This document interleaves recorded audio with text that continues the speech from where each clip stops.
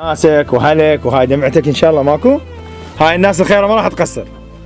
وانت خينه ثق بالله نبني لك بيتك، وهاي جهالك ما يبقون هيك، ثق بالله. لا تبكي لا تبكي لا تبكي، كلنا احنا اخوتك. هاي دمعتك غاليه.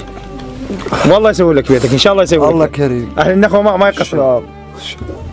لا تبكي لا تبكي. والله حقك ادري. لا مشيت على جهال. اريد بيت، ابوي مريض. ابوك مريض؟ ايه. وما عندكم لا بيت لا؟ ولا بيت. انتم بالمدرسه عمو؟ ايه. بيت. بيت؟ لكم بيت؟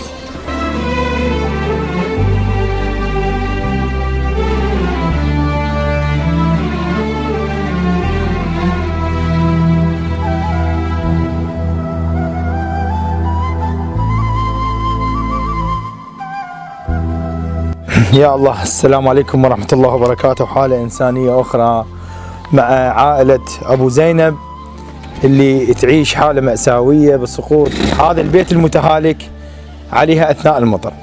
أبو زينب هسه راح يحكي لكم قصته اللي الله يعني أنجى أطفاله من الموت المحقق صراحة.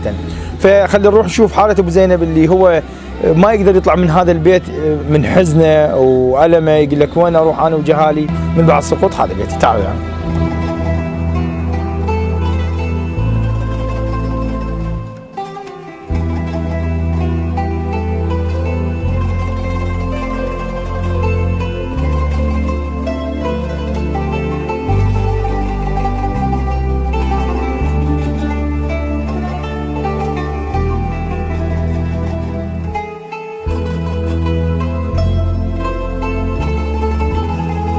قعدت الصبح ايه انا سايق عند الوادم بسياره. نعم.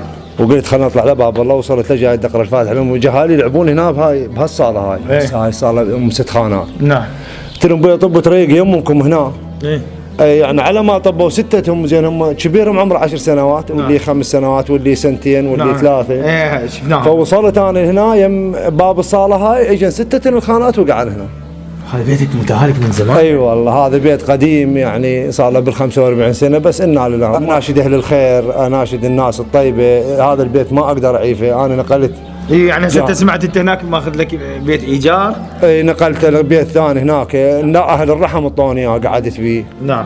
اي وقالوا عم احسن ما يعطي على جهالك هذا البيت، وظلت ما اقدر اعيف ان البيت في هذا. انت شنو هاش عندك؟ تعال الغرفه عندك مواقع. هاي الغرفه وذيك بس انها واقعات مفضلات، يعني خاف من عندنا انا استاذ وخاف على جهال، احنا 9 نفرات. فهذا البيت ما اقدر يعني وروحه وش اقول لك، هو روحه من الدنيا هذا البيت.